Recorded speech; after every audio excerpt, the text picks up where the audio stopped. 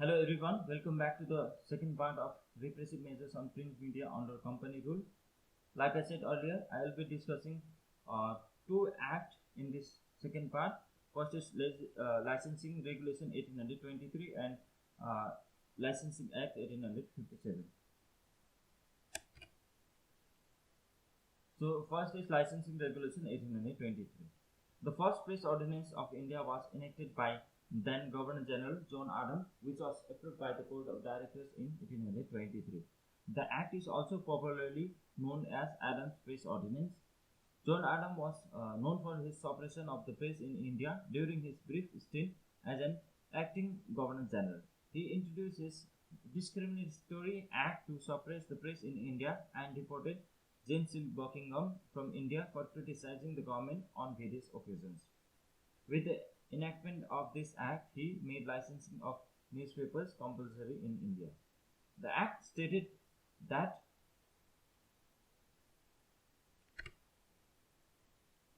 as per the provisions, the act stated that all matters printed in a press or published thereafter except shipping intelligence, advertisement of sales, current prices of commodities, rate of exchange, or other intelligence solely of a commercial nature should be printed and published under license from the Governor General in Council, signed by the Chief Secretary of the Government.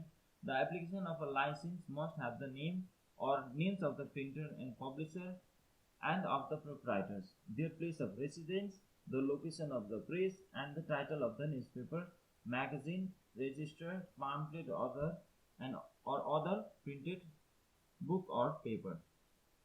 If a printer, publisher, or proprietor, or the address of any of them or of the printing house was changed, a fresh application for a license had to be submitted. The Governor General had the right to call for a fresh application whenever he deemed it expedient, such notice invalidating any previous license granted and held. A license did not need to be revoked or recalled, it became null and void. The penalty for printing and or publishing any literature without the requisite license was Rs 400 for each such publication, and in default imprisonment not exceeding 4 months will be imposed. The Adams Press Ordinance became a topic of controversy for various reasons. First, it was an act that hindered freedom of speech and expression. Second, it was biased as this act was apparently directed towards newspapers published in the Indian languages and edited by Indians. The Samachar Darpan, the organ of the Seranpur missionaries, was the only Indian language newspaper which was edited by a non-Indian at that point of time. It avoided political issues and enjoyed the patronage of the government. As a result of this biased legislation, Raja Ram Mohan Roy stopped one of his publications in Persian language, Miratul Akbar, as a mark of protest. So next is Licensing Act of 1857. The Licensing Act of 1857 was enacted by Governor General Lord Canning during the Indian Rebellion of 1857. The act was passed intending to regulate the establishment of printing presses and to restrain the tone of all printed matters. The act basically was a reenactment of the Adams Press Regulation of 1823. Slight modifications were made on Adams regulations. For instance, this act was applicable to the whole of India, whereas Adams regulation was limited to Bengal Presidency only. The provision of the Metcalfe Statute were also retained. The new act thus restored the system of license in addition to the existing registration procedure.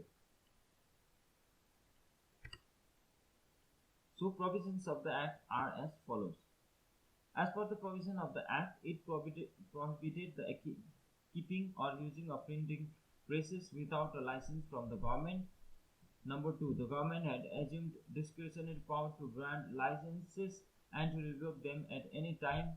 It conferred on the government the power to prohibit the publication or circulation of any newspaper, book, or other printed matter. No discrimination was made between publications in English and in the Indian languages. It was applicable to the whole of India, and its duration was limited to 1 year.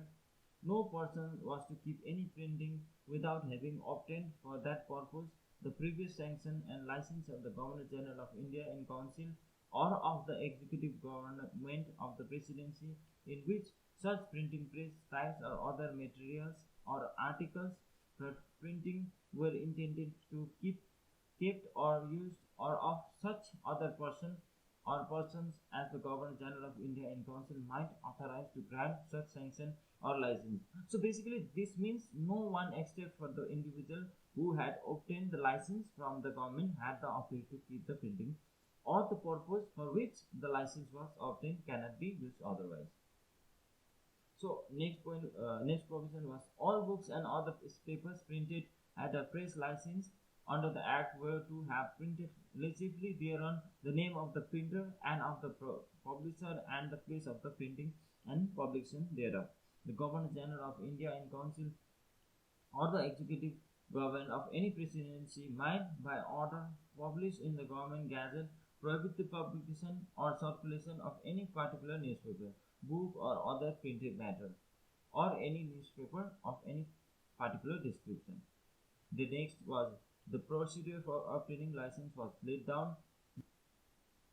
No book, pamphlet, newspaper, or other work printed at such press or with such materials or articles shall contain any observations or statements impugning the motives or designs of the British government, either in England or in India, or in any way tending to bring the government into hatred or contempt, to excite disaffection or unlawful resistance to its order, or to weaken its lawful authority or the lawful authority of its civil or military servants.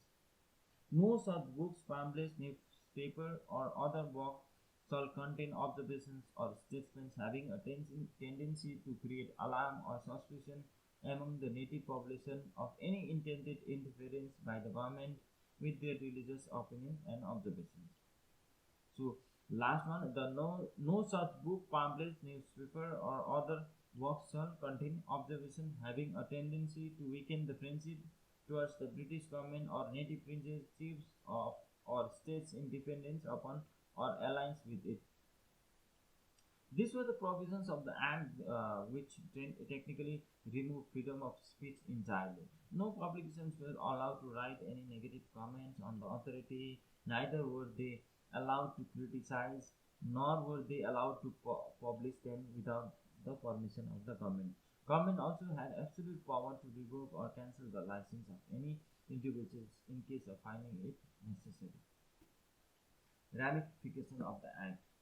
Several publishers had to face severe ramification of this Act. Some editors were prosecuted for publishing articles which were considered to be seditious, and they were dragged for trial in court. For instance, the Bengal Harkaru owned by Dwarkanath Thakur was suspended from September 19 to 24 under the provision of this Act. After the suspension of press license was granted only when the editor Sidney Blanchard resigned from his editorship role. Lord Canning received plenty of criticism for his measures against the press in India, particularly due to the Licensing Act of 1857. The press felt somewhat free again after Queen Victoria's proclamation on October 1, 1858. With the end of Company's rule, some legal obligations were removed from the press, not entirely but little, so that the press could breathe some air and vent their grievances in front of the government and expose some irregularities of the authority. That is it for two-part series on repressive cases on print under company. So thank you.